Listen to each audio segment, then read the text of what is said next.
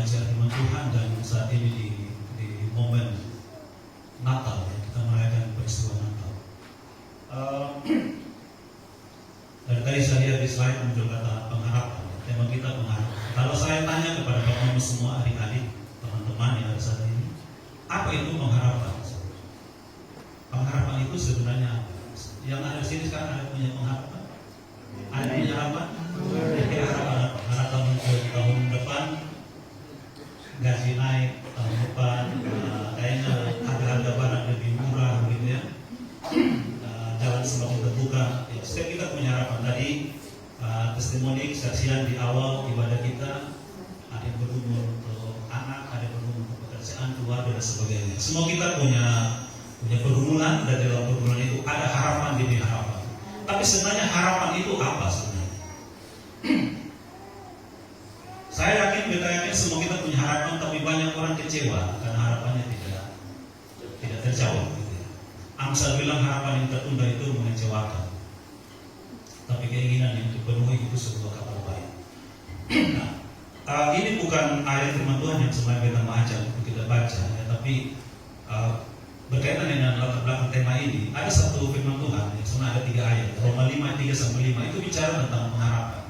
Menurut Alkitab, pengharapan itu sebenarnya seperti apa? Sekali lagi, kita semua punya definisi, punya pengertian tentang harapan. Tapi apa kata Alkitab tentang harapan itu? Dalam Roma 5, 3-5, dia kaitkan pengharapan itu dengan kesengsaraan, ketekunan, dan tahan uji.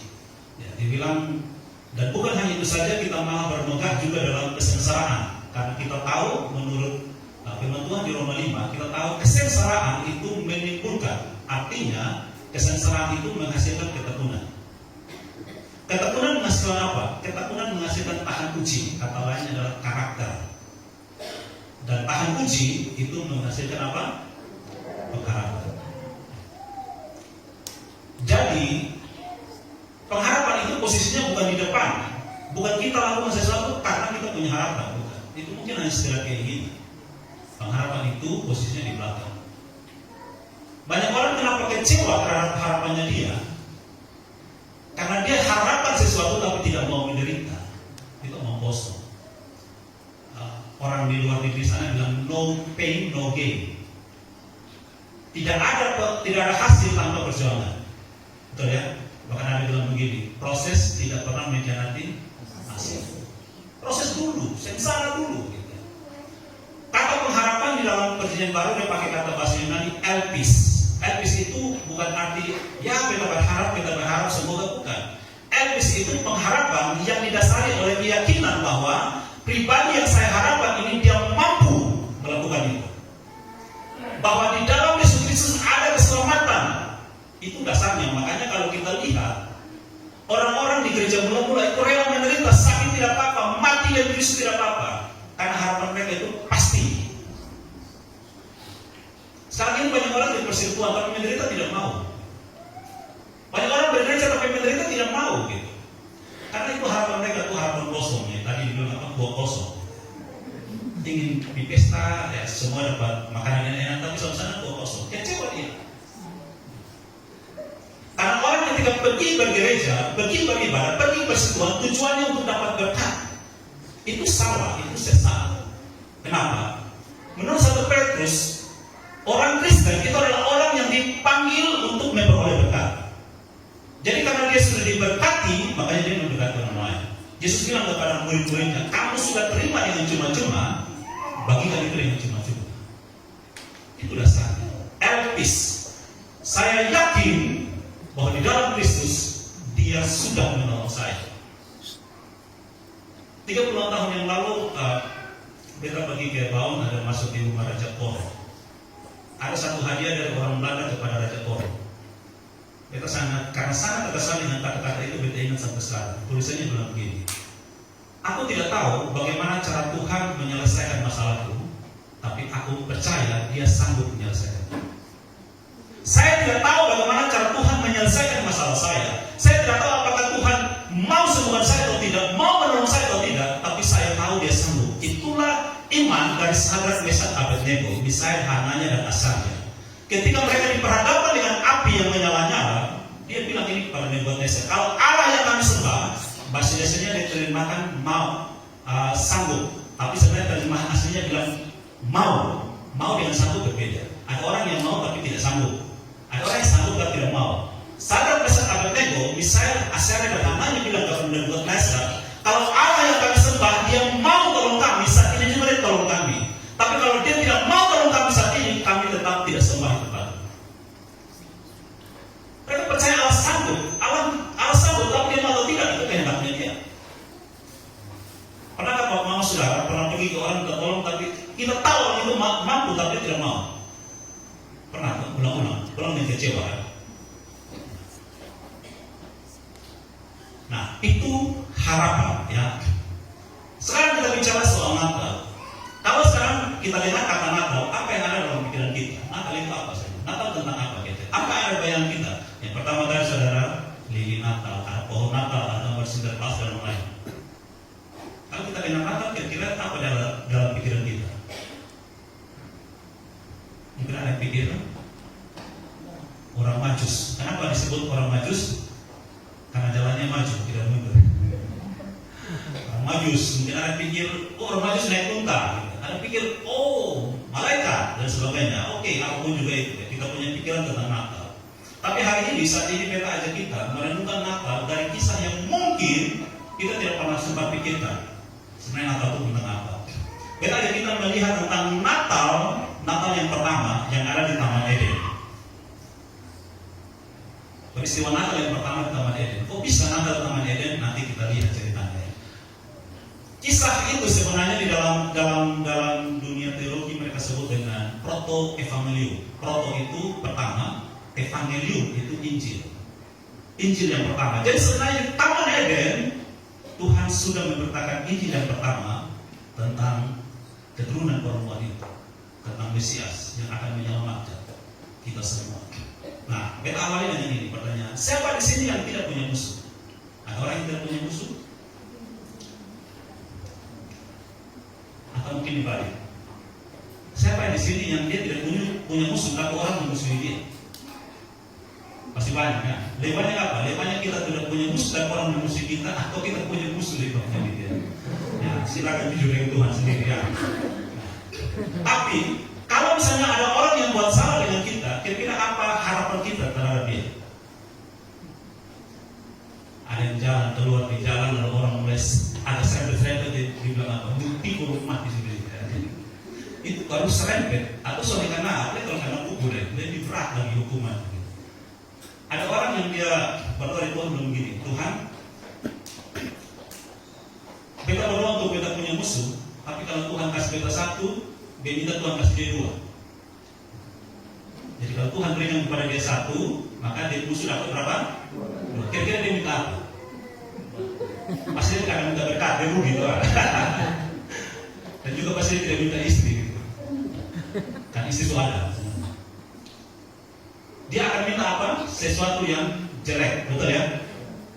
Kalau Tuhan kasih mata yang satu, berarti musuh mata yang berapa? Dua. Kalau Tuhan kasih kaki patah satu, musuh kaki patah? Dua. Saya suruh kejam, mulai hidup ya. Ya, kita sering berharap musuh kita itu dapat berkali lipat. Dan seolah kita puas. Bahkan ada orang tua yang kalau anak bikin salah, dia tidak akan berhenti pukul sama anaknya berdarah. Itu sebenarnya bukan didikan, tapi dia puaskan itu amarah.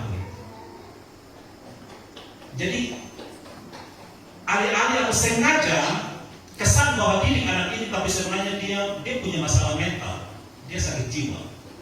Jadi dia puaskan dia punya kemarahan itu dengan membiarkan anaknya yang derita. Ada satu papa yang baru beli mobil baru, mahal sekali, ratusan juta. Dan mobil ini belum sempat dia pakai karena baru diantar di rumah. Dia masih kecil, balita gitu, bawa 5 tahun. Lalu dia anak ini sebenarnya ingin memberikan kejutan bagi bapak. Ketika bapak masuk rumah, ini mobil sendiri pakai di luar, ini anak bikin kejutan dengan coret-coret di mobil. Supaya ketika bapak keluar dan mobilnya banyak coretan. Tujuan anak kecil kan ingin tes kejutan. Tapi ketika bapak keluar, lihat mobil baru, dia bapak sangat marah, pukul anak tangan sampai patah.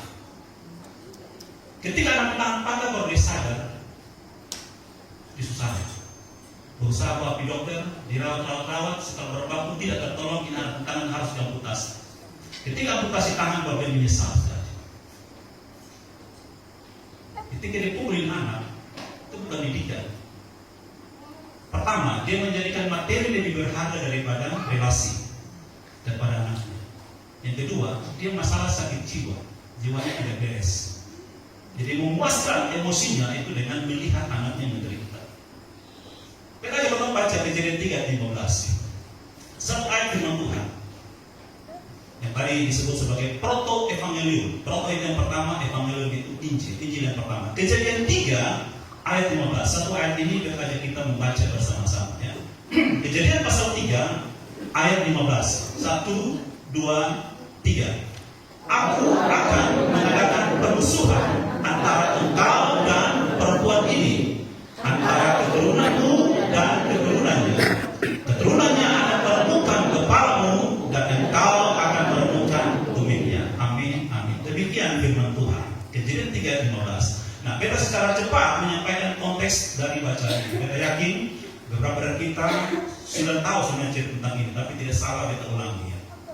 Setelah Allah menjadikan langit dan bumi dalam Kejadian 1, sampai ada sedikit diteruskan detailnya di Kejadian pasal 2. Allah menciptakan atau membuat satu taman di Eden di timur. Jadi sebelumnya Allah jadikan langit dan bumi belum ada taman. Allah membuat taman menurut Kejadian pasal 2. Lalu Allah menjadikan manusia untuk mengelola taman itu. Manusia itu namanya Adam. Disebut Adam karena dia diambil dari tanah. Bahasa Ibrani-nya tanah itu Adamah. Dari tanah Adamah jadikan satu makhluk disebut Adam untuk menunjukkan bahwa Adam manusia kamu berasal dari tanah ini, dari tanah. Nah, setelah Adam ada, taman Eden sudah ada, Adam kelola, tapi Tuhan lihat kayaknya tidak baik kalau manusia seorang diri. Tuhan Allah menjadikan apa? Ya, Tuhan Allah jadikan siapa? Penolong. Penolong itu siapa? Sebelum Hawa ada satu peristiwa Tuhan Allah menjadikan binatang-binatang untuk dibawa kepada Adam, untuk Adam menamai. Nah, ini ceritanya panjang, ya kita tidak mau membelok, semua ada waktu yang lain kita bahas soal ini. Kenapa Tuhan bilang tidak baik manusia seorang diri? Kenapa Tuhan tidak langsung jadikan Hawa, tapi Tuhan jadikan binatang-binatang dulu. Setelah itu baru Tuhan jadikan Hawa. Setelah Adam melihat bahwa Adam menamai semua binatang, tetapi dia temukan tidak ada yang cocok dengan dia, tidak ada yang sesuai dengan dia. Lalu Tuhan menjadikan satu makhluk yang lain, yang diambil dari tulang rusuk atau tulang remis. Tulang remis di soba, di bawah. Tulang remis. Tulang rusuk. Nah, Tuhan kasih Adam kilometer supaya Adam jangan protes, jangan bikin ini. Kadang-kadang ada orang bilang begini, tak kenal maka tak, makin dikenal makin mencengkelkan. Makanya banyak orang sebenarnya cengkel dengan pasangan. Ya, Tuhan biar Adam tidur jangan campur dan Tuhan protes. Ya. Adam terima jadi. Tuhan memberikan kepada Adam bahasa Ibrani-nya Ezer Kenegdo. Kita bahasa Indonesia kita bilang penolong yang sepadan. Bahasa Ibrani-nya Ezer Kenegdo. Ezer Kenegdo ini secara esensi berbeda dengan penolong yang sepadan. Ezer itu penolong, Kenegdo itu berlawanan. Minta izin dalam bahasa Inggris bilang helpmate opposite him. Helpmate itu rekan penolong, opposite itu berlawanan. Jadi Hawa itu adalah rekan penolong Adam tapi berlawanan. Lalu ceritanya sampai di Kejadian pasal 3 ada cerita ular menggoda Hawa, perempuan ini. Hawa jatuh dalam dosa. Hawa ajak suaminya Adam makan buah itu, mereka jatuh dalam dosa. Lalu Allah datang mencari Adam. Itu latar belakang dari bacaan kita Kejadian 3:15. Itu konteksnya. Nah, sekarang kita ajak datang melihat Kejadian 3:15. Tuhan kalau tanya begini, kenapa sekarang ada perkelahian, ada permusuhan, ada segala macam, setan kejar-kejar manusia, ada juga manusia kejar-kejar setan. Kita tahu siapa yang dikejar. Orang jalan di sini yang gelap-gelap, orang jalan gelap, tiba-tiba lihat setan, dia bangun lari, setan juga kejar manusia, bangun lari, tunggu pakai jalan untuk menyelamatkan diri, bukan sampai dalam sana. Akhirnya manusia jatuh dan luka, dia salah setan. Pas setan itu kaget dia dulu, makanya dia lari. Memegang warna juga datang, itu tuh pakai jalan. Nah, Tuhan yang membuat, kan jelas ayat itu bilang, aku itu siapa? Tuhan Allah akan mengadakan permusuhan. Kata permusuhan itu dari bahasa Ibrani, Eibah. Eibah itu bukan permusuhan biasa-biasa, ini potong bakulai besok barangnya, tidak. Permusuhan itu bukan seperti permusuhan orang bersahabat, permusuhan, orang pacaran, permusuhan besok berbarang, besok istri dan bakulai besok barangnya, bukan. Itu artinya permusuhan abadi. Permusuhan yang dipenuhi dengan begitu kebencian yang sangat mendalam, yang hanya bisa diselesaikan dengan bantuan ilahi. Itu permusuhan. Aku, kata Tuhan, akan mengadakan permusuhan antara engkau dan perempuan ini. Kita perhatikan baik-baik ayatnya. Permusuhan itu dia bersifat satu generasi dan lintas generasi. Tuhan bilang begini, Tuhan bicara kepada ular, aku akan mengadakan permusuhan antara engkau ular dengan perempuan ini. Itu satu generasi, betul ya? Antara keturunanmu dengan keturunannya, generasinya sama. Lalu dia bilang, keturunannya akan menemukan kepalamu. Dan keturunan yang sudah di bawah ini, dia akan naik hantam engkau di generasi atas. Kepalamu dihancurkan. Dan keturunanmu lintas generasi dihancurkan bumi. Itu peperangan lintas generasi, peperangan kosmos. Setiap generasi terus ada permusuhan-permusuhan itu. Tidak akan selesai, karena itu permusuhan abadi. Terjemahan lain itu bilang permusuhan berdarah, berdarah-darah, tidak ampun. Makanya ada orang bilang dia musuh sampai 7 turunan, betul kan? Belum sama satu turunan bisa mati. Permusuhannya selesai. Ini tidak selesai, terus. Makanya kalau kita lihat baik-baik, setelah Tuhan mendeklarasikan permusuhan itu, di dalam Kejadian 4 lahirlah siapa? Kain. Menurut 1 Yohanes 3:12, Kain itu berasal dari sejarah. Makanya Kain membunuh adiknya Habel. Itu keturunan yang baik, orang yang baik. Bahkan sampai mati pun darah Habel ini masih berteriak pada Tuhan. Habel itu orang benar. Ketika Habel mati, seolah-olah permusuhan selesai, kan tidak lagi anak. Tapi Tuhan bangkitkan siapa? Set untuk gantikan Habel. Terus keturunan Kain, keturunan Set, kalau kita baca tetap ada keturunan Kain, ada keturunan Set. Masing-masing keturunan bermusuhan. Sampai muncul Nuh. Nuh dan keluarganya mereka 8 orang yang benar di semua kejahatan semuanya mereka mati. Tuhan binasakan yang kaya banget. Setelah Nuh dan muncul Abraham, muncul Daud, orang-orang yang dipilih oleh Tuhan, dan semua orang itu memusuhi mereka. Permusuhan itu terus terjadi sampai datang Yesus Kristus. Yesus Kristus menyelesaikan permusuhan itu dengan pengorbanannya di kayu salib. Nah, pesan berkaitan dengan pengharapan kita hari ini adalah di dalam semua proses itu Allah tetap hadir setiap proses. Allah tidak tinggalkan manusia berjuang sendiri. Allah bilang, aku akan mengadakan permusuhan antara engkau dan perempuan ini, keturunanmu dan keturunannya. Allah tidak duduk diam di surga dan biarkan kau semua apa terserah. Allah tetap hadir dalam setiap proses. Makanya ketika Habel itu mati, Allah bangkitkan Set. Setiap generasi tetap ada anak-anak milik Tuhan. Tidak pernah hilang terputus. Kenapa? Karena di setiap cerita generasi itu Allah ada. Sekarang kalau kita bertanya, kenapa PD Menara Kesejahteraan ini ada? Untuk apa? Apakah untuk sombong-sombong? Ada orang-orang rohani di sini? Tidak. Saya tidak tahu, tidak tahu mau punya alasan apa, tapi kita percaya. Tidak seperti itu. Allah punya rencana. Di setiap generasi dia akan hadirkan orang-orang untuk kabar baiknya. Bahkan ketika Elia setelah dia membunuh 450 Nabi Baal, dan dia bilang, tinggal saya sendiri Tuhan yang menyembah engkau. Tuhan bilang tidak. Tuhan bilang apa? Saya sisakan 7.000 orang yang tidak pernah jembah. Elia tidak tahu. Tuhan yang sediakan semua. Makanya kita sebut Al-Shaddai, Allah yang menyediakan. Jehovah Jireh, dia yang sediakan. Jadi tengah-tengah kita punya pergumulan hidup, kalau kita rasa sendiri, jangan terlalu baper. Betul ya? Allah ada menemani kita di setiap perjalanan hidup kita. Bahkan setiap sampai dia datang kembali pun, dia memelihara jemaatnya. Salah satu buktinya adalah apa? Dia bilang, saya akan kembali ke surga, tapi tidak biarkan kamu yatim piatu. Saya akan minta kepada Bapa mengutus lagi siapa?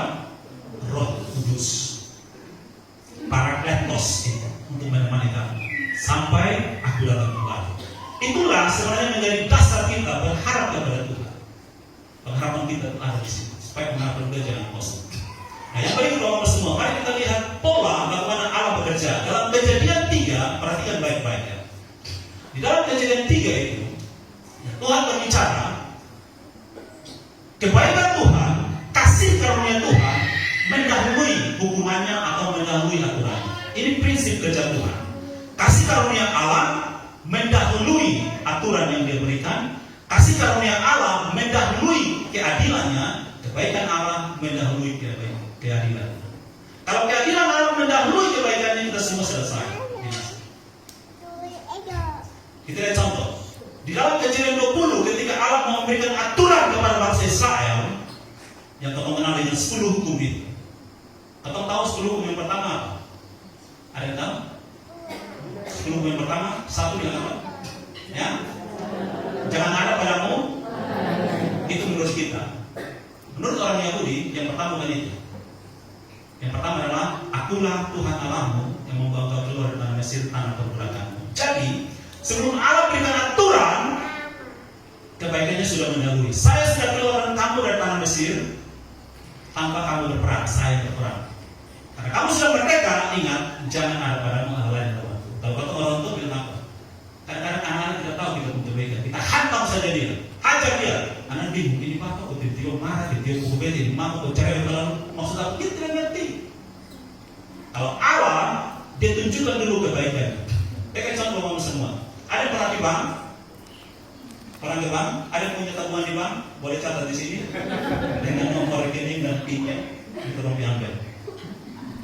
Kita semua tahu kalau kita pergi ke bank, kalau tidak tabung di situ jangan ambil uang, betul ya? Kalau kita tidak tabung, diambil namanya apa? Pencuri, perampok. Siapa yang sambut kita? Security senjata. Kalau tidak tabung, jangan tarik uang.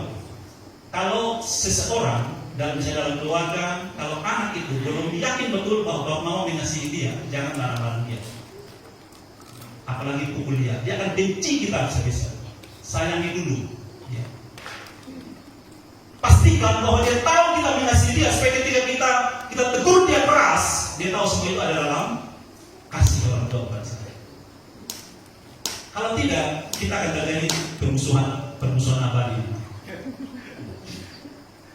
Pakai prinsip di bank, setor dulu, baru tarik. Nah, tadi ayat yang dikutip di sini waktu baca makanan ini, Yohanes 1 ayat 14. Firman itu telah menjadi manusia dan diam di antara kita. Bagian terakhir dia bilang begini, penuh kasih karunia dan kebenaran. Kasih karunia mendahului kebenaran. Kalau Allah tahu kebenarannya lebih dulu, kita semua binasa. Kita tidak ada benar. Selesai. Tapi kasih karunia-Nya lebih dulu mengasihi kita. Baru kebenarannya itu. Kita perhatikan ketika Allah datang ketemu dengan Adam, dan Allah tanya, apa yang sudah kamu lakukan? Masing-masing melakukan apa yang Adam bilang Hawa bilang ular. Betul ya? Nah, setelah sampai di ular, lalu Tuhan keluarkan kasih karunia-Nya. Kasih karunia bilang begini, aku akan mengadakan permusuhan antara engkau dan perempuan ini, antara keturunanmu dan keturunannya. Hukuman yang pertama, bahkan hukuman kutukan. Kutukan yang pertama Tuhan di ayat 14, Kejadian 3 ayat 14, Tuhan kutuk ular. Terkutuklah kamu karena perbuatanmu, tapi kepada manusia Tuhan tidak kutuk. Ketika Kain membunuh Habel, Kain membunuh generasi yang lebih baik dari dia. Tidak ada lagi generasi Habel, terhapus dari dunia ini. Makanya Tuhan kutuk Kain. Dan Tuhan bangkitkan satu pribadi yang baru namanya Set untuk meneruskan keturunan dari perempuan itu supaya tidak hilang. Nah, setelah Tuhan kutuk ular, Tuhan bangkitkan kasih karunia. Kenapa tersebut kasih karunia? Perhatikan baik-baik. Di dalam Kejadian 2, Tuhan bilang kepada Adam, kalau engkau makan buah ini, engkau apa? Engkau akan senang, akan sehat, engkau akan mati. Tapi ketika Hawa dan Adam makan, mereka mati tidak? Tidak. Harusnya di Kejadian 3:15, setelah Tuhan kutuk ular di ayat 14, muncul hukuman mati bagi Adam. Harusnya kalau begini, kau mati saat ini, selesai. Tapi tidak. Apa yang Adam dengar? Bukan kabar kematian, betul ya? Tapi kabar apa? Kelahiran. Lawan dari kematian. Keturunannya. Adam kaget, loh, nanti dia selalu jadi mati dong. Bikin dosa tambah. Bukan. Itulah kasih karunia Allah. Makanya dalam Kejadian 3 ayat 20, Kejadian 3 ayat 20, Setelah Tuhan mengusir Adam dan Hawa keluar dari Taman Eden, Adam memberi nama istrinya siapa? Hawa. Hawa itu artinya apa? Ibu dari segala yang hidup. Karena dia sudah menerima kasih karunia Allah, kamu akan punya keturunan. Makanya ketika Kain lahir, Adam dan Hawa kasih nama dia Kain, artinya aku telah dapat anak karena pertolongan Tuhan. Tadi kesaksian Bapak yang dulu tentang keturunan, Tuhan yang begini. Itu kabar baik. Jadi kasih karunia Allah, setelah Allah memberitakan kasih karunia, kabar keselamatan di dalam Yesus Kristus, dan keturunannya, keturunan perempuan itu yang ditujukan adalah sebenarnya Yesus Kristus. Baru dalam ayat 16 seterusnya Tuhan menghukum Hawa dan Adam setelah kasih karunia. Sehingga hukuman itu ada dalam bungkusan kasih karunia. Tuhan baru bilang, Hawa, saat engkau bersalin susah payah luar biasa. Makanya ada yang bilang secara medis, perempuan ketika melahirkan di penderitaan entah berapa puluh kali. Saudara bisa tahan itu penderitaan, kecuali kasih karunia Tuhan ada di sini. Soal melahirkan, kalau sekarang enak, kalau dulu mesti tak tahu bila air panas, menderita. Sangat menderita. Lalu kepada Adam Tuhan bilang apa? Tuhan tidak bilang terkutuklah Adam, tidak, terkutuklah tanah ini karena engkau. Tapi hukuman semua itu ada dalam bungkusan kasih karunia. Kamu tidak mati, kamu akan punya keturunan. Melalui keturunanmu akan lahir Mesias. Itulah Injil yang proto-evangelium. Nah, sekarang kita hidup di tengah-tengah dunia yang kepala ini sudah dihancurkan. Harusnya lebih baik, harusnya lebih aman. Tapi yang kita lihat tidak. Penderitaan ada di mana-mana. Dunia sudah jatuh dalam dosa, dan dunia yang sudah jatuh dalam dosa ini dihidupi, ditinggali, didiami oleh orang yang berdosa. Lalu apa yang baik yang kita bisa harap? Meskipun hidup sekarang ini lebih susah dari yang dulu. Dulu kalau uang 1.000 bisa makan nasi campur, betul ya? Kita masih dapat itu, Rp1.000 nasi campur. Sekarang 1.000 kali 15 kali 20 bisa dapat nasi campur. Dulu bisa dapat naik angkot Rp150 naik bemo, jauh dekat 150. Sekarang jarang naik angkot seminggu baru berapa? 3.000, 5.000. 5.000. Dulu dari SD masih dapat uang jajan Rp50. Ada yang dapat itu, kalau dapat satu generasi. Sekarang mungkin ada 100.000. Dulu kalau mau habis nikah gampang sekali dapat rumah, tanah kosong banyak, bangun rumah. Sekarang harus cicil belasan tahun. Baru dapat rumah berapa? 3 anak, 4-5. Dulu orang kerja walaupun 6 hari, jam 1 siang setengah 2 pulang, masih bisa tidur, lanjut kegiatan. Sekarang kerja Senin sampai Minggu, tengah malam pun masih kerja. Hidup makin susah, makin menderita. Masalah yang sepele jadi rumit diselesaikan. Di besar-besar apa yang tambah dengan medsos, masuk di FB, IG, TikTok, segala macam. Makin rumit. Hal yang sangat dulu 1 jam bisa masalah selesai, sekarang bertahun-tahun. Rumit. Semua dipersulit. Pergumulan ada di mana-mana. Seolah-olah iman kita itu yang kita imani tidak cocok dengan kenyataan. Makanya banyak orang kecewa. Di gereja misalnya sekarang persekutuan dia nyapot begini dia keluar, yang dia temukan naik. Tidak sesuai. Apalagi orang yang berkhotbah sini terlihat sangat alim, sangat rohani. Pulang rumah semua orang takutin dia. WL penyembahan di persekutuan di gereja dia mentar semua orang dia mentar. Dia pulang rumah orang semua orang dia mentar dia.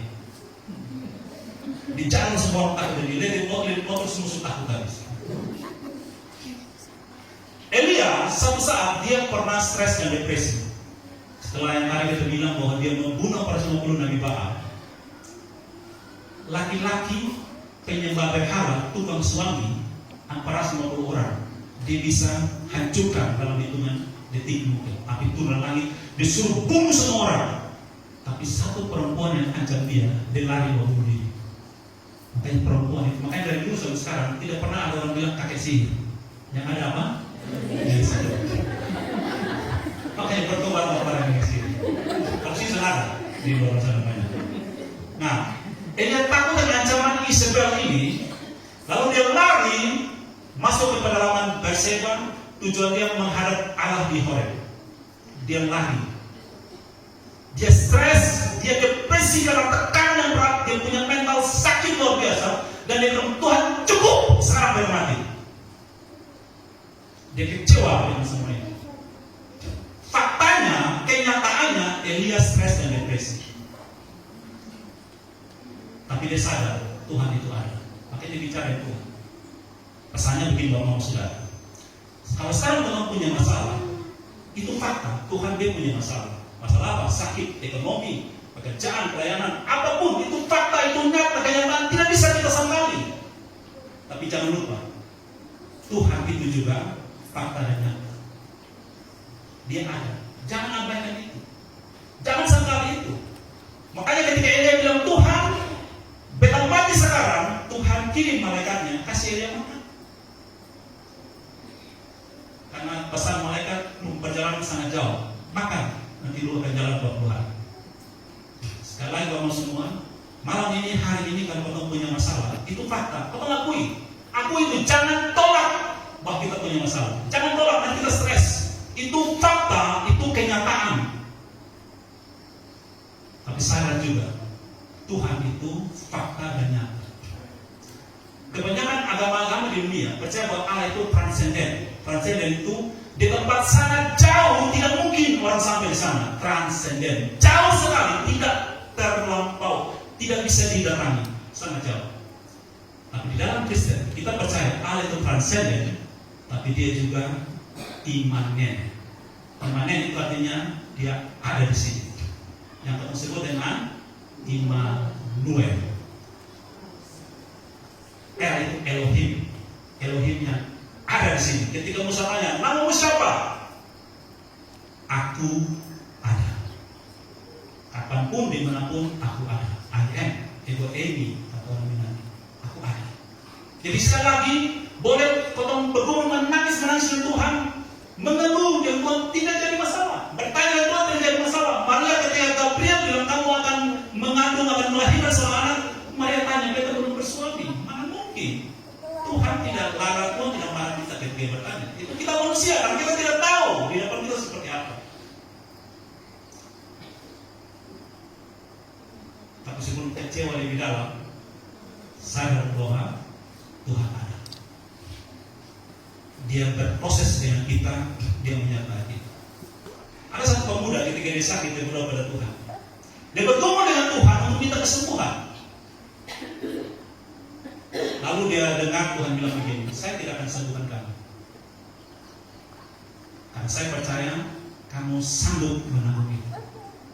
Kalau kamu sekarang mau pilih yang mana? Kalau ada yang sakit saat ini, kita berdoa, Tuhan berkasih karunia mau sembuh, lalu jauh dari Tuhan, tinggalkan Tuhan, tidak mau bersekutu lagi, karena sudah sehat, cari uang, cabung sampai mati, sibuk sampai mati, atau tetap sakit tapi bertekun dalam persekutuan melayani Tuhan, semakin mengenal Tuhan, semakin mengasihi Tuhan. Pilih yang mana? Pilih yang mana? Sekarang bebas, 1, 2, 3. Saya pilih. Bebas sangat jadi mau tahu jawabannya, tapi menjalaninya tidak mudah. Karena itu proses dengan Tuhan. Asaf di dalam Mazmur 73, Asaf ini pemuji di rumah Allah, seperti W.L. Singer. Dalam Mazmur 73, dia mengeluh dengan Tuhan. Dia bilang, percuma saja aku pertahankan tanganku bersih. Kenapa? Karena aku iri hati dengan orang fasik. Mereka tidak mengenal Allah, mereka hidup dalam dosa, dan mereka tidak pernah mengenal penderitaan manusia. Mereka makmur, bahagia. Tapi saya setiap hari bergumul dengan penyakit, bergumul dengan masalah. Saya kecewa Tuhan. Dia bilang, sedikit lagi aku tergelincir, aku ada di jalan yang licin, sedikit lagi aku jatuh Tuhan. Tapi dia bilang, sekalipun itu, aku lebih suka dekat padamu. Walaupun aku seperti keledai dungu, artinya apa? Walaupun beta seperti binatang di samping Tuhan yang tidak mengerti apa-apa, beta lebih senang dekat dengan Tuhan. Walaupun beta tidak paham apa-apa. Ketika beta dekat dengan Tuhan, Tuhan menurut Asaf, Tuhan membuka pikiran saya, mata saya melihat bahwa orang kasih itu Tuhan taruh di jalan yang licin. Sementara mereka jatuh binasa tidak ada yang tahu. Asaf dan orang fasik sama-sama ada di jalan licin. Kamu pernah bawa motor atau auto turun gunung di jalan licin? Pernah? Susah atau gampang? Susah. Tapi turunnya cepat sekali, betul? Turunnya cepat sekali. Orang sukses, mereka tidak kenal Tuhan, tidak beribadah pada Tuhan. Mereka sukses itu seperti cepat sekali. Ini hari usaha, besok untung berlipat kali ganda. Tapi mereka ada di jalan licin. Karena licin makanya turunnya cepat atau naiknya cepat. Tapi ketika hancur tidak ada yang menolong. Asap dia dekat dengan Tuhan, walaupun dia bilang sedikit lagi aku tergelincir, aku di jalan yang licin Tuhan, tapi Tuhan pegang dia. Makanya dia tidak jatuh dan hancur. Kita mungkin kecewa dengan Tuhan, sakit hati, tidak dapat bergumul, tapi kita percaya bahwa Allah itu setia. Walaupun kita bergumul setia, Tuhan seperti apa Tuhan? Kita pernah mengalami sakit sampai kita berdoa, Tuhan kalau Tuhan tidak sembuhkan, kita lebih percaya Kau tidak ada. Karena bergumul dengan sakit yang luar biasa. Tapi hati kita ini tidak bisa jauh dari Tuhan. Kita tidak tahu kenapa. Kita berusaha jauh dari Tuhan, tidak peduli dengan Tuhan, tapi tidak bisa. Kenapa? Karena kasih karunia-Nya sudah merangkul dia begitu. Yeremia bilang begini, ketika dia kecewa dengan pelayanannya, dalam satu kali doa Yeremia bilang begini, Engkau telah membujuk aku begitu rupa sehingga aku tidak bisa menolak permintaan. Bahwa ini tanda bahwa kamu milik Tuhan, bahwa kamu tidak bisa jauh dari Tuhan. Itu tandanya. Karena Tuhan sudah mengikat kita dengan kasih setia yang kekal. Kasih setia itu dari kata keset. Keset itu artinya kasih yang didasari oleh perjanjian. Saya mengasihi kamu kata Tuhan karena saya berjanji mengasihi.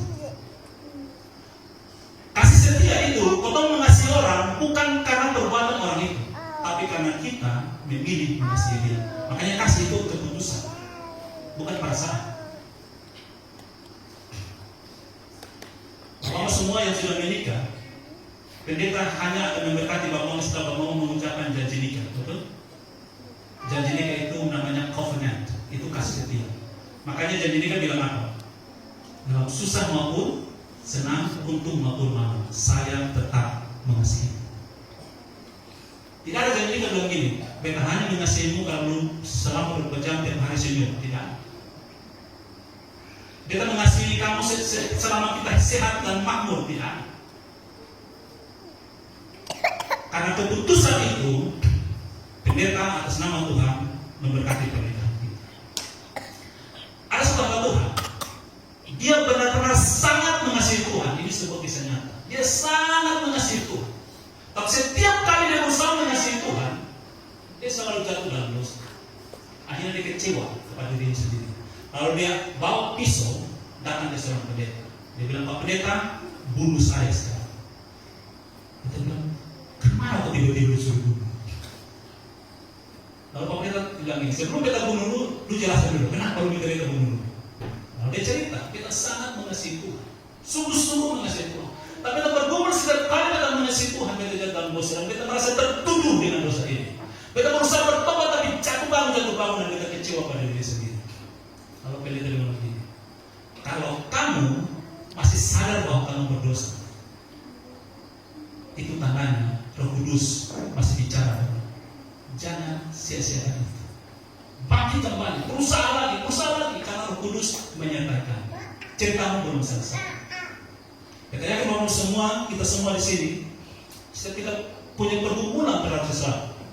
Ada yang orang mengatakan itu namanya dosa kesayangan. Kita merasa sayang sekali kalau ya Tuhan dosa lain kita bisa tinggalkan, tapi ini kayaknya rugi sekali kalau kasih dari dosa. Kita punya dosa yang kita manja-manja setan. Dan kita bergumul untuk itu. Setelah kita jatuh dalam dosa, selalu ada satu suara dalam hati bilang, kamu sudah berdosa, minta ampun. Kita minta ampun, minggu depan buat lagi, bulan depan buat lagi, kita jatuh bangun. Tidak apa-apa. Kita tidak bilang bahwa terus buat dosa, tidak. Bergumul terus itu proses kita selama kita masih hidup dalam daging ini. Daging ini sudah dalam dosa. Kita bergumul terus. Ada seorang tolong bilang begini, hidup ini hanya bisa dijalani ke depan, tapi hanya bisa dimaknai ke belakang. Hidup ini hanya bisa dijalani ke depan, tapi dimaknai ke belakang. Kalau kita lihat ke belakang bahwa kita bisa mengerti apa yang terjadi dalam hidup kita. Artinya begini, cerita hidup kita ini belum selesai sampai kita mati. Bapak pernah nonton film? Pas pernah nonton, biasanya pemeran utama di tengah-tengah cerita dia hancur-hancuran. Misalnya nonton film Batman, betul ya, Superman, Spiderman, itu tengah-tengah cerita dong seperti mau kalah sudah. Kalau pas dong seperti mau kalah, kalau tutup itu film, selesai ceritanya. Tapi filmnya belum selesai. Kalau tahu di akhirnya dong ada menang. Jadi hidup kita, kalau sekarang ini kita merasa kita Tuhan hidup hidup hancur, tidak ada guna lagi, jangan berhenti, jangan bunuh diri. Kalau kita belum mati, kisah hidup kita belum selesai. Terus berjuang sampai akhir baru kita tahu. Terus berjuang sampai akhir, karena kasih karunia Allah masih ada bagi kita. Apalagi Roh Kudus masih ingatkan kita, kamu salah. Lu tahu cerai, lu tahu sakiti lu anak-anak, lu tahu sakiti suami, istri, orang tua, lu pencuri, lu pemabuk, perokok, berzina, apapun. Dengarkan itu dan minta ampun pada Tuhan. Bergumul terus setiap hari dengan Tuhan. Asal itu dia bilang, pernah dia akui Tuhan, Tuhan kita kecewa. Besok mau melayani Tuhan lagi. Tapi dia bilang, aku tetap dekat kepada-Mu. Aku suka dekat kepada-Mu. Bagaimana Tuhan menolong kita tidak tahu. Tadi kita kutip quote gitu ya, kalimat yang ada di rumah raja itu. Kita tidak tahu. Satu kali di dalam Lukas 1 ayat 36, ketika Gabriel datang kepada Maria di Nazaret. Gabriel katakan kepada Maria bahwa dia akan punya anak. Maria berbicara, berdiskusi, mungkin berdebat apapun itu dengan Gabriel. Sampai di ayat 37-38 muncul pengakuan. Gabriel bilang bahwa bagi Allah tidak ada mustahil. Lalu ayat 38 Maria merespon, aku ini hamba Tuhan, jadi padaku menurut perkataan. Tapi sebelum selesai dengan kalimat itu, Gabriel bilang kepada Maria begini, Elizabeth, sanakmu sedang mengandung di masa tuanya. Nah, ini pesan yang saya sampaikan kepada kamu semua. Tetapi ini seringkali tidak memahami apa yang Tuhan kerjakan. Kita tidak paham, kita tidak tahu. Lebih parah lagi kalau kamu jauh dari persekutuan, hampir tidak pernah berdoa, tidak pernah baca kitab, tidak peduli dengan Tuhan, kau semakin bingung dengan hidup ini. Kau berpikir kau punya tujuan, kau berusaha kejar, tapi tujuan itu semakin jauh. Atau kau berhasil, memang kau sukses, tapi dalam hati ini ada yang kosong. Dan kau isi dengan apa? Dengan percabulan. Kau isi dengan apa? Dengan rokok, dengan minuman keras, dengan buat dosa ini, buat dosa itu, dengan malas, dengan segala macam, berusaha untuk mengisi kekosongan itu, tapi tetap kosong. Kenapa? Karena tempat itu milik siapa? Roh Kudus. Tuhan yang harus isi di situ, baru kita akan tenang. Meskipun kita tidak punya apa, itu tempatnya Tuhan. Nah, ketika Gabriel bicara dengan Maria, Gabriel mengeluarkan satu pernyataan singkat. Elizabeth, sanakmu sedang mengandung di masa tuanya. Apa arti pernyataan ini bagi Maria? Maria sedang berkumpul. Kenapa? Karena kalau dia ketahuan hamil di luar nikah, aturan Yahudi pasti jelas dirajam sampai mati. Mungkin dia akan dihina, dicemooh oleh orang. Anaknya tidak akan diterima di Bait Allah karena aturan hukum Taurat, anak hasil persinahan tidak boleh masuk ke Bait Allah. Banyak hal bikin kacau dia punya pikiran. Jadi ketika dia katakan, aku ini hamba Tuhan, jadi padaku menurut perkataanmu, saat itu masalah belum selesai, masalah baru mulai. Tapi dia tunduk pada Tuhan. Nah, setelah Gabriel meninggalkan Maria, Alkitab bilang apa? Maria secepat-cepatnya pergi ke Gunungan Yehuda, ketemu dengan Elizabeth. Pasti Maria ingin buktikan ini benar atau tidak, sudah pasti. Tapi ada hal yang jauh lebih dari itu yang Tuhan sediakan bagi Maria. Pertama, saat Maria ketemu dengan Elizabeth, Elizabeth bertanya begini, siapakah aku ini sehingga ibu Tuhanku mengunjungi aku? Kata ibu Tuhanku ini mengandung pengakuan, peneguhan, konfirmasi bahwa Maria hamil itu bukan selingkuh, bukan berzina. Karena ini ibu Tuhanku. Anak dalam kandunganku, kata Elizabeth, meloncat-loncat kegirangan, bersuka cita. Berarti Maria ini tidak berzina. Nah, apa arti pernyataan Elizabeth bahwa ibu Tuhanku? Elizabeth ini dia baru mengalami mujizat, hamil di usia tua. Berarti heboh, Kalau potong di Desmat, saya satu mujizat terjadi supaya heboh apalagi zaman dulu. Heboh, mungkin satu Israel heboh. Peristiwa terulang Abraham dan Sarah di ribuan tahun yang lalu terjadi pada Zakaria dan Yosebel. Heboh. Berarti semua orang sedang heboh, mungkin saat itu seorang lagi pakai rumun di rumah Zakaria dan Yosebel. Lalu ketika istri seorang imam mengeluarkan statement pernyataan ibu Tuhanku, semua orang menerima Maria.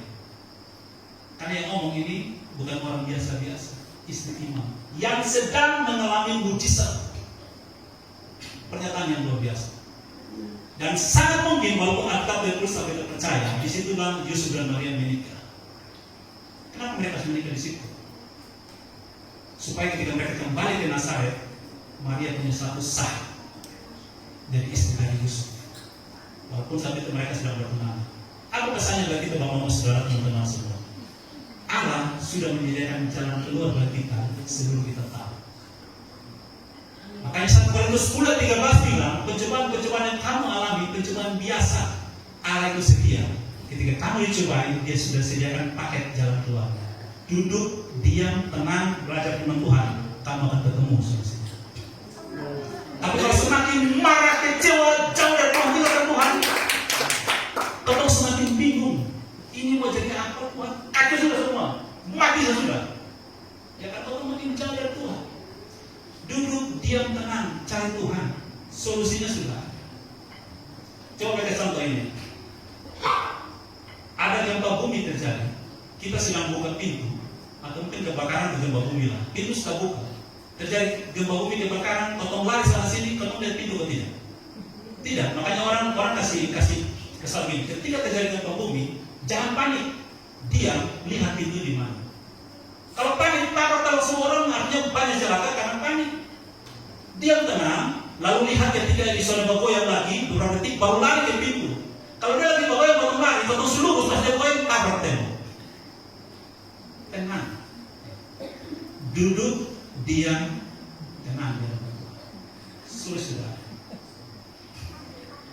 Makanya Yesus sebelum dia naik ke kayu salib, dia cari waktu tenang di Getsemani untuk dia bergumul hari tangan dengan Bapa, meminta pertolongan dari Bapa. Tenang. Orang yang hidup makin sibuk, makin kacau. Ada orang bilang begini, kalau makin sibuk harusnya punya banyak waktu, makin banyak berdoa. Makin sibuk, makin banyak berdoa.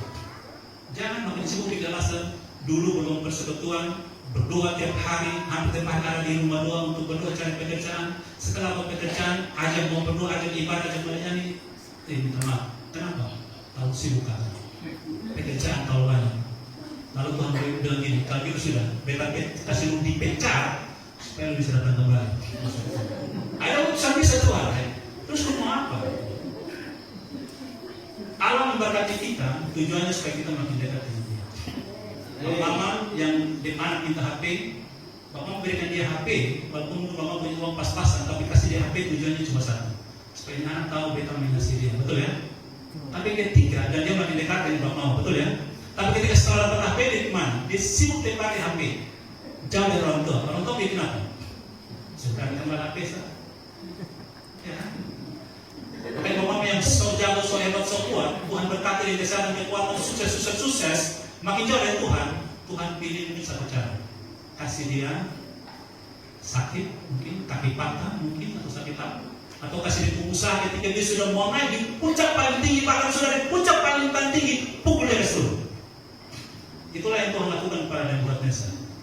Ketika dia sombong dengan kemegahan istananya, Tuhan bilang hari ini lu hidup seperti binatang. Yang 5 bulan lalu kita khotbah di sini tentang Nebukadnezar. Dia sombong, Tuhan menjadikan dia hati seperti binatang. Lalu selama 7 masa dia bergumul untuk menjadi manusia kembali yang tahu hormati Tuhan. Maka ketika dia mengenada ke langit, diakui Allah Maha Kuasa, Tuhan pulihkan dia berkeadaan menjadi seperti manusia. Lalu Tuhan kembalikan dia ke istana. Jadi ingat, jangan lupa Tuhan. Tahu kita berasal dari mana. Nah, kita akan lihat Mazmur 42 ayat 3 dan 6. Mazmur 42 ayat 3 dan 6 ini Mazmur seorang yang Mazmur dari Bani Korah. Bani Korah ini juga dia pemimpin pujian. di rumah Allah yang Daud tempatkan dia untuk memuji Tuhan. Satu kali dia mengalami pergumulan hidup yang sangat berat. Lalu dia bilang, Tuhan, ketika beta ingat masa-masa dulu, beta memimpin ujian, pimpin orang masuk hadirat Tuhan. Tapi sekarang beta pun jiwa terpuruk. Mungkin dia lagi, mentalnya lagi sakit, dia lagi punya banyak masalah yang sangat besar. Tapi luar biasanya banyak orang, dia bilang kepada jiwanya begini, mengapa engkau tertekan, hai jiwaku? Dan mengapa engkau gelisah di hatiku? Berharaplah kepada Allah, sebab aku akan bersyukur lagi kepadanya, penolongku dan Allah. Saudara, satu cara yang Alkitab ajar pada kita, Tuhan ajar pada kita supaya tidak larut dalam kecewa adalah jangan dengarkan jiwamu, tapi berbicaralah kepada jiwamu. Kalau mama lagi susah hati, putus cinta, lalu dengan lagu patah hatiku jadinya, lagu ini apa coba? Makin nangis, makin makan rewu, guling-guling dia anak karena patah hati. Dengar, lalu mulai dengar ini jiwa begini, lupi di jembatan lima, di jembatan lima, sampai loncat sudah. Karena kita dengar jiwa kita. Di dalam jiwa itu ada pikiran, perasaan, kehendak. Jiwa itu adalah hasil perpaduan antara roh Allah dengan tanah. Kalau kita perhatikan Kejadian 2 ayat 7, Allah jadikan kita dari debu tanah. Lalu Allah hembuskan rohnya. Ketika roh Allah bertemu dengan debu tanah ini, jadilah kita makhluk hidup. Bahasa Inggrisnya bilang a living soul, jiwa yang hidup. Dalam jiwa kita ada pikiran, perasaan, kehendak. Pikiran kita, perasaan kita, kehendak kita harus diajar. Jangan biarkan dia ajar kita. Karena kita sudah jatuh dalam dosa. Kalau kita biarkan dia ajar kita, hidup kita makin terpuruk, kita makin kecewa. Makanya Mazmur 22 bilang, jiwaku kenapa engkau kecewa? Kenapa engkau sedih? Berharap kepada Tuhan. Perintahkan jiwa kita untuk memuji Tuhan. Makanya kita baca di Mazmur, berkali-kali Daud bilang apa? Pujilah Tuhan, hai jiwaku. Pernah tidak kita bangun tidur kita malas, tidak mau berdoa? Pernah? Apalagi capek kerja dari sampai malam. Malas berdoa, malas bersekutu. Perintahkan jiwa itu bangkit, memuji Tuhan, sembah Tuhan, berdoa, baca firman Tuhan. Perintahkan, jangan ikut maunya jiwa.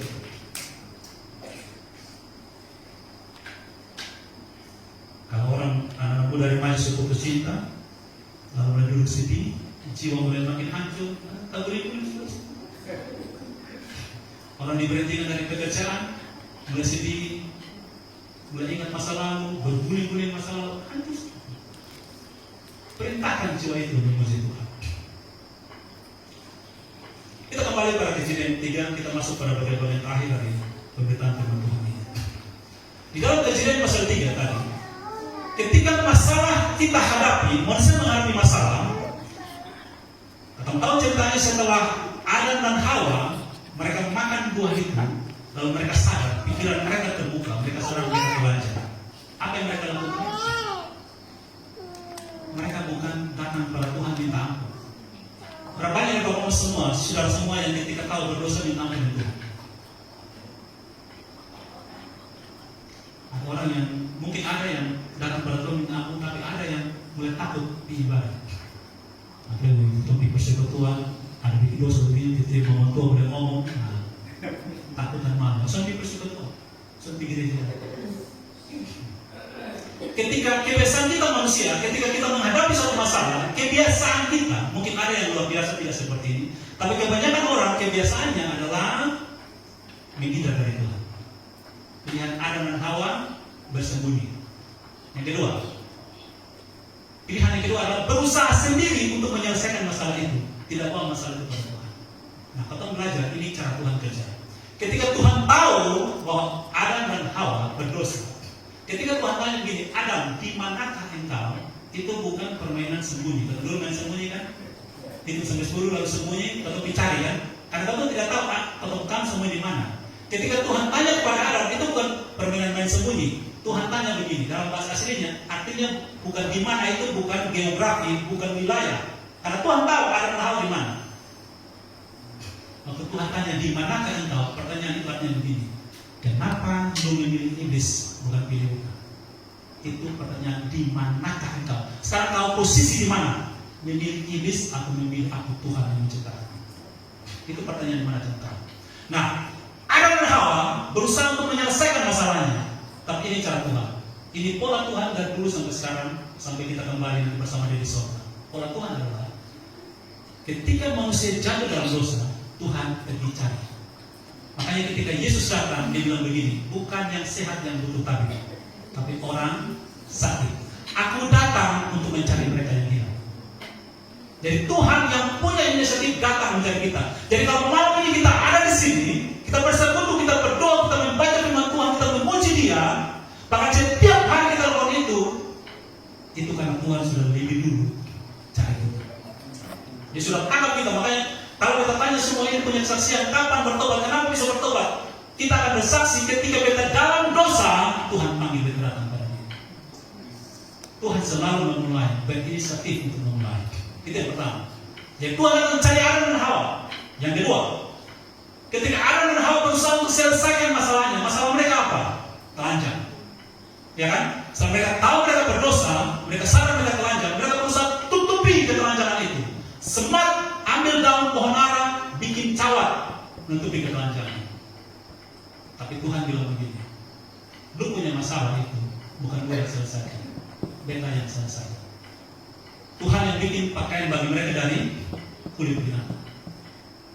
Berarti ada binatang yang dikorbankan. Dan Tuhan mau bilang itu Injil yang pertama. Untuk masalah dosamu, bukan kamu yang selesaikan, aku yang akan selesaikan.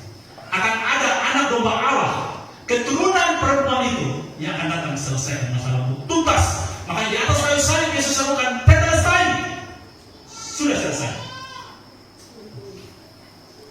Mau semua kabar baik bagi kita untuk kita berpengalaman dalam Tuhan adalah Allah yang menyelesaikan masalah kita. Kalau kita lihat, oh kan kita berusaha, kita buat ini, betul. Tapi Allah sudah memulai. Allah tarik hati kita untuk datang ke sini. Bahkan menurut Roma 5, ketika kamu masih berdosa, Yesus sudah mati. Jadi cara Allah menyelesaikan bukan hanya selesaikan akibat dosa, tapi sumber masalah itu Allah selesaikan, yaitu iblis. Allah selesaikan. Kalau baca dalam Kejadian 3 itu, Tuhan bilang kepada iblis, terkutuklah engkau, mulai hari ini engkau akan berjalan dengan perut dan debu tanah menjadi makanan. Kalau ada orang bilang begini, berarti dulu ular punya kaki. Nah, Alkitab tidak bilang begitu. Tapi debu tanah, kalau kamu baca di dalam Alkitab, kita sebut saja di ayat yang mau mencatat, mau baca silakan. Dalam 2 Samuel 22 ayat 43 dan Mazmur 7 ayat 6. Kalau di dalam Alkitab, kalau bilang berkaitan dengan debu tanah, itu berkaitan dengan kekalahan. Kalau misalnya orang berperang, dia tangkap di musuh, biasanya yang menang itu atau raja itu akan injak di kepala musuh di tanah. Itu tanda yang diinjak itu kalah. Jadi Tuhan sudah katakan iblis, ular, hari ini engkau kalah. Hari ini engkau berjalan dengan perut dan makananmu adalah debu tanah. Kamu sudah kalah. Bukti kekalahanmu nanti, keturunannya akan hancurkan kekalahanmu. Itulah Injil yang pertama, proto-evangelium. Jadi kalau manusia punya pergumulan, kita semua pasti punya pergumulan, punya masalah. Mulai dengan dasar iman pengharapan bahwa Yesus sudah selesaikan semua masalah saya. Dia sudah selesaikan. Walaupun sampai terlihat tidak seperti itu, percaya dia sudah selesai. Tuhan sudah katakan di Kejadian 3:15, iblis kamu sudah kalah. Tapi buktinya kan peperangan terus terjadi sampai di kayu salib. Baru terbukti iblis kalah. Iblis kalah. Jadi cara kerja Allah tidak saja menyelesaikan akibat masalah, tapi sumber masalah itu dia selesaikan. 4 poin terakhir untuk menutup khotbah ini. Yang pertama, kalau kita bicara soal kita punya pengharapan, berarti pengharapan kita itu sebenarnya tentang apa? Apa yang paling penting yang harus kita harapkan dalam hidup ini? Menurut kita, yang paling penting yang kita harapkan, Yesus sendiri katakan gini, jangan kamu kejar makan minum pakai, tapi kejar kerajaan Allah, kebenaran dan kebenarannya. Maka semua yang kamu khawatirkan akan tambahkan kepadamu. Jadi bagi kita, ada ada 4 poin penting yang perlu kita dasari menjadi pengharapan kita dalam hidup ini, supaya kita bersuka cita dan kita menikmati Tuhan Allah selama-lamanya, apapun masalah yang kita hadapi. Karena masalah itu secara prinsip Tuhan sudah selesai bagi kita. Pengharapan yang pertama adalah pengharapan hidup kekal. Amin. Semua menikmati hidup kekal? Sekarang pertanyaannya, bagaimana orang menikmati hidup kekal? Bagaimana orang bisa mendapatkan hidup kekal? Jawabannya cuma satu. Kenapa orang tidak bisa menikmati hidup kekal? Alasannya cuma satu. Karena dosa. Berarti orang akan menikmati hidup kekal kalau dosa itu diselesaikan. Pertanyaannya, bagaimana cara kita selesaikan dosa? Kita manusia yang berdosa tidak bisa menyelesaikan dosa. Dosa, sekarang kita tanya di sini, kita minta izin misalnya Bapak Eres.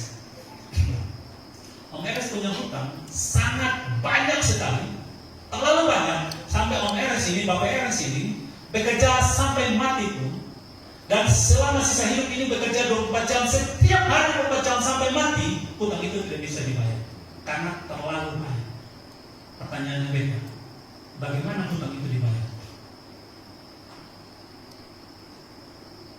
Orang akan jawab dengan gampang, tidak mungkin dibayar. Betul ya? Mau kamu bayar, kerja sama mati suami supaya menurut beda tetap bisa dibayar. Dan itu cara Allah. Yang pertama, orang yang kepadanya Om Eres ini berhutang, orang itu dalam diri Bapak Eres, beta kasihan dari Bapak Eres, beta punya hati ini tergerak untuk menolong Bapak Eres. Bapak Eres berhutang, beta hapusnya. Bisa kan? Hutang itu dibayar, selesai. Atau cara yang kedua, ada orang lain yang punya uang banyak sekali, dia bilang, Bapak Eres, baik hati Tuhan gerakan, besok kenal, tapi tiba-tiba disuruh mencari orang ini, dan kita ketemu, dia terbayar Bapak Eres hutang. Terbayar? Terbayar. Itu yang namanya penebusan. Dan itu yang Allah kerjakan bagi kita. Istilah kita, dosa itu sama dengan hutang. Makanya dalam bahasa Inggris, doa kami minta izin bahasa Inggris dalam begini, and forgive us our debts. Debt itu sama dengan debt collector. Ampuni hutang-hutang saya, seperti saya mengampuni orang yang berhutang pada saya. Dosa itu hutang. Allah menghapus hutang kita. Betul ya? Menurut 1 Korintus 6 ayat 20 bilang begini, sebab kamu telah dibeli dan hartanya telah lunas dibayar, karena itu mulai karena Allah yang turun. Kita punya hutang dosa ini sudah pakukan di Versailles. Selesai, dikatakan, selesai. Karena penebusan siapa penebus kita? Yesus Kristus penebus kita. Dia penebus kita. Dan kita semua, dosa kita sudah diampuni. Amin. Kalau ada iblis, setan goda kita untuk luka jahat, dosa mungkin dosa bisa diampuni. Iya, tapi Yesus sudah ampuni dosa saya. Saya memang tidak bisa hapuskan dosa saya. Saya tidak bisa bayar. Saya tidak bisa buat apapun untuk membayar dosa saya. Tidak bisa. Tapi Yesus sudah membayar bagi saya di kayu salib. Nah, dengan dosa diampuni, maka kita diberi keleluasaan dapat hidup kekal. Makanya di Yohanes 3:16 dia bilang, karena begitu besar kasih Allah akan dunia ini sehingga karunia dan anaknya yang tunggal, supaya barang siapa yang percaya bahwa Dia sudah mati bagi kita, beroleh hidup yang kekal, tidak binasa. Dia sudah ampuni kita, Dia jadi tebus bagi kita. Berarti kita semua punya kesempatan dapat hidup kekal. Sekarang, bagaimana caranya dosa diampuni? Kalau zaman perjanjian lama, orang berdosa, mereka harus bawa korban ke bait Allah untuk disembelih. Korban itu harus berdarah. Kenapa? Karena dalam darah ada nyawa. Jadi nyawa dalam darah itu menggantikan nyawa orang ini yang harus mati. Jadi dengan darah tertumpah, maka dosa orang itu diampuni. Tapi sekarang kita semua beribadah tiap hari, tiap minggu, tidak ada darah yang tumpah. Kita ada punya pengakuan dosa, tapi tidak ada darah yang tertumpah. Lalu darah siapa yang ditumpahkan? Darah Yesus Kristus. Jadi jaminan pengampunan dosa kita adalah darah Yesus yang tertumpah. Dalam perjamuan kudus Yesus katakan perjamuan terakhir, inilah cawan perjanjian baru, darah perjanjian baru, lalu ditumpahkan bagimu. Ibrani 9 ayat 22 bilang begini. Ibrani 9 ayat 22, tanpa penumpahan darah tidak ada pengampunan. Jadi Mama ketika melakukan dosa tadi kita bilang kita semua seperti punya dosa kesayangan. Kita bergumul dalam dosa setiap hari ini saat datang mendakwa kita kamu berdosa, kamu tidak bisa diampuni, kamu sangat jahat. Percaya, pengampunan kita diterima oleh Bapa di surga hanya karena darah Yesus Kristus. Ketika kita datang kepada Bapa, makanya kita datang kepada Bapa dalam nama Yesus Kristus. Saya datang kepada Bapa di surga. Itu jaminan keselamatan kita. Yang kedua, pengharapan akan masalah atau beban hidup. Saya bertanya kepada semua, dari mana kita tahu satu masalah itu besar atau kecil? Apa ukuran ini masalah besar atau kecil? Orang bilang begini, masalah sepele sebut tahun 2000. Lalu masalah yang besar seperti apa? Menurut kita, ukuran masalah besar itu adalah siapa yang datang selesaikan itu masalah. Satu masalah besar atau kecil tergantung siapa yang datang selesaikan. Lalu apa masalah terbesar kita manusia? Masalah kita terbesar adalah dosa. Dan dosa itu diselesaikan oleh siapa? Yesus Kristus. Masalah terbesar manusia sudah diselesaikan oleh Yesus. Lalu pertanyaannya, masalah apa yang Yesus sudah diselesaikan? Masalah kita punya sakit, hidup pilih, satu terputus, satu terbuka, Yesus sudah diselesaikan. Kalau dia mau selesai saat itu. Tapi kalau dia tidak mau selesaikan, berarti ada proses yang dia mau kita belajar bersama ini. Nah, masalah terbesar manusia adalah dosa. Yesus sudah selesaikan sekali lagi dengan perkataan tetelestai. Kata tetelestai itu punya akar kata teleo. Apa arti teleo? Kata teleo itu begini.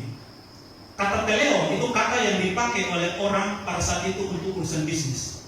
Jadi kalau hari ini, misalnya kalau berhutang di bank, kalau hutang pergi bayar hutang, lalu hutangnya lunas, bank akan bilang tetelestai, hutangmu sudah selesai. Nah, itulah yang disebut di atas kayu salib, bahwa hutang kita, masalah kita sudah diselesaikan. Clear, beres semua, tuntas, tidak ada cicilan lagi. Mungkin dalam ekonomi hidup bisa jadi, ini bisa jadi, bisa juga tidak. Satu-satunya barang yang kita miliki tanpa cicilan, uang muka adalah keselamatan. Yesus sudah begini, ingat ini supaya DP keselamatan, sisanya urus. Tidak. Yesus supaya tuntas selesai. Lu tidak tunggu kapan-kapan lu datang. Amin. Percaya itu dasar pengharapan kita bergumul dalam hidup ini. Masalah saya sudah Yesus selesaikan. Tinggal masalah yang lain kecil-kecilan kita berproses bersama-sama dengan Tuhan. Yang ketiga, pengharapan akan menghadapi ketakutan. Respon Adam dan Hawa ketika mereka jatuh dalam dosa, respon mereka terhadap Allah adalah mereka bersembunyi karena takut. Jadi akibat dosa menghasilkan ketakutan bertemu dengan Allah. Jadi tanda bahwa semua, kalau kita mulai malas berdoa, malas baca kitab, malas bersekutu, malas persekutuan, malas gereja, hati-hati. Hati-hati. Ketong sedang diajak oleh jiwa ini jauhi Tuhan. Hati-hati. Makanya katakan kepada Job, bangkit, pergi persekutuan, berdoa, bertukuk-lutut, baca firman Tuhan, menyembah Tuhan, bangkit hai jiwaku dan pujilah Tuhan. Itu pergumulan orang-orang yang di masjid itu. Bergumul, jangan ikut maunya jiwa. Nanti tersesat. Orang bilang ini, follow your heart, ikut kata hatimu. Hati-hati. Yeremia 17 bilang hati itu licik. Uji hati ini dengan firman Tuhan. Nah, Adam dan Hawa takut menjauhi Tuhan. Sekarang kita tanya, apa ketakutan terbesar manusia?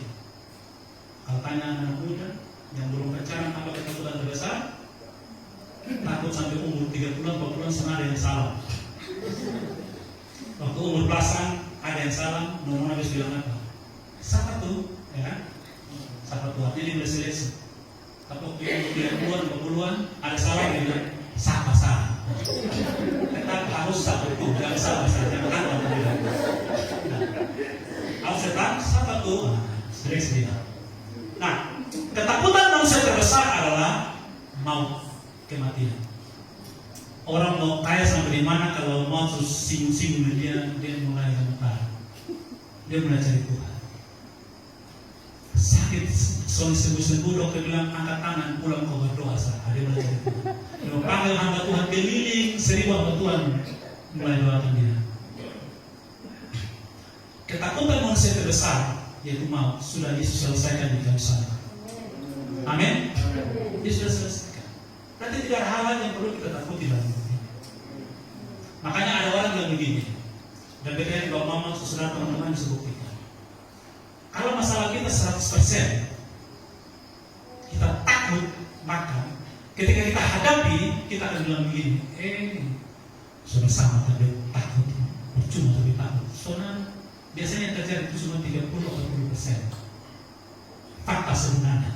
Jadi kata orang psikolog biasanya bilang begini, ketakutan manusia yang sebenarnya itu hanya sekitar 20-30%.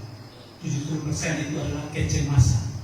Kecemasan itu ketakutan yang tidak perlu, karena untuk mulai besar-besarkan masalah ini. Makanya Abang saya bilang begini, kalau punya masalah jangan lihat masalah itu.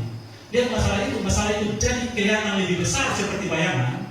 Kalau kita jadi seperti kecil dan Tuhan itu seperti tidak ada artinya. Tapi pandanglah kepada Tuhan, maka kita lihat arah yang besar itu, dan masalah kita itu lebih kecil dari arah itu. Itu butuh pergumulan. Makanya bicara pada jiwa ini, carilah Tuhan. Masa bodoh, berharaplah kepada Allah, penolongku dan Allahku. Aku akan berharap lagi kepada Dia. Jangan dengar jiwa ini, omong dengan jiwa itu. Sembahlah Tuhan, percaya pada Tuhan. Itu harus kita kumpulkan setiap hari. Nah, Adam dan Hawa, mereka takut kepada Allah, mereka lari meninggalkan Allah. Tapi ketika Yesus mati di kayu salib, Dia katakan selesai, sudah selesai. Lalu apa yang terjadi? Tirai bait Allah terbelah dua dari atas ke bawah. Kenapa tidak terbelah dari bawah ke atas? Kan lebih seru dari bawah ke bawah. Tapi kenapa terbelah atas ke bawah? Tirai bait Allah itu sangat tebal dan tinggi. Jadi orang kalau sobek atas itu kayaknya tidak mungkin. Dan dia tebal sekali. Jadi kalau sobek dari sendiri itu kayaknya agak mustahil. Nah, terbelah dari atas ke bawah menunjukkan bahwa itu pekerjaan Allah. Setelah dia terbelah, teman tahu di bait Allah itu ada punya 3 ruang, pelataran, kudus, maha kudus. Ruang maha kudus ini hanya boleh dimasuki oleh imam itu 1 tahun 1 kali, dan itu pun tidak sembarang orang, hasil undian, artinya pilihan Allah. Nah, ketika tirai bait Allah terbelah dari 2 dan atas ke bawah, atas perbuatan Allah, berarti siapapun bisa melihat Allah. Yesus sudah selesaikan masalah itu. Yesus sudah selesaikan ketakutan itu, sehingga kamu tidak perlu lari dari Allah. Kamu memandang Dia. Menurut Ibrani, dengan darah anak domba kita punya keberanian masuk ruang maha kudus. Menurut pengakuan Daud dalam Mazmur 139, dia bilang begini, kemana aku dapat lari dari Tuhan? Mau ke dunia orang mati pun aku ada di situ. Ke seberang lautan dan ke sana, saya tidak bisa lari dari Tuhan. Karena memang kita tidak bisa lari dari Dia. Jalan sudah dibuka. Karena itu berharaplah kepada Allah. Yang terakhir, maksudnya pengampunan, yang keempat tentang pengampunan, kelayakan dan pembenaran. Seringkali kita bergumul begini. Ketika kita berdoa minta ampun, Bapak Mama Saudara pasti pernah berdosa, pernah berdoa minta ampun, setelah doa minta ampun puas atau tidak? Kayaknya ada, mungkin ada yang puas, saya rasa kayaknya baru beres, harus minta ampun lagi. Baik harus minta ampun 10 kali baru Tuhan ampuni. Pengampunan itu bukan tergantung dari berapa kali kita doa minta ampun. Karena pengampunan itu hanya akan terjadi kalau ada darah yang tertumpah. Itu dasar pengampunan. Nah, tertumpah sudah darah siapa? Yesus Kristus. Sudah selesai. Jadi kita datang kepada Tuhan karena darah Yesus Kristus. Yang ketiga, ada yang berpikir bahwa Tuhan mereka berdosa dan hidup tidak layak lagi. Kita sudah melayakan. Kelayakan kita ini sudah dilayakkan oleh Yesus Kristus. Dengan tirai bait Allah terbelah jadi 2, artinya kamu layak melihat Allah di situ. Kau sudah dilayakkan, kau sudah dibenarkan. Yang pertama. Jadi kalau kau diberikan hak untuk dapatkan hidup yang kekal, bukan karena usaha kita, karena kita dibenarkan oleh Allah. Kita dibenarkan bukan karena perbuatan kita. Kita dibenarkan karena darah anak domba Allah sudah tertumpah. Hutang kita tadi kita contoh Meres punya hutang sekian banyak. Meres tidak perlu kerja apa-apa, duduk diam saja. Hutang saya hapus. Saya bayar hutang, selesai. Kita hanya terima, Meres cuma butuh 1. Kita percaya bahwa itu hutang sudah dibayar oleh Tuhan. Kita percaya bahwa hutang sudah dihapus oleh Tuhan. Makanya Efesus 2 ayat 8-9 dan begini. Sebab karena kasih karunia kamu diselamatkan oleh Tuhan. Itu bukan hasil usahamu. Jangan ada orang yang sombong. Itu bukan hasil jerih payah. Itu kasih karunia. Apa arti kasih karunia? kasih karunia itu adalah begini. Kasih karunia adalah orang yang memberi tidak punya kewajiban memberi. Orang yang menerima tidak punya hak untuk menerima. Itu kasih karunia. Jadi kalau ada perbuatan ditambahkan kepada kasih karunia, namanya bukan kasih karunia lagi. Kasih karunia bahasa Latinnya gratia, atau orang biasa bilang gratis. Sekarang kalau orang beli pohon Natal, lalu dikasih lilin, bilang gratis. Lilin ini untuk bayar atau tidak? Tidak, kalau untuk bayar lagi namanya bukan gratis. Itu upah dari pembayaran kita, upah dari jerih payah kita. Jadi namanya kasih karunia berarti tanpa campur tangan sedikit pun dari manusia.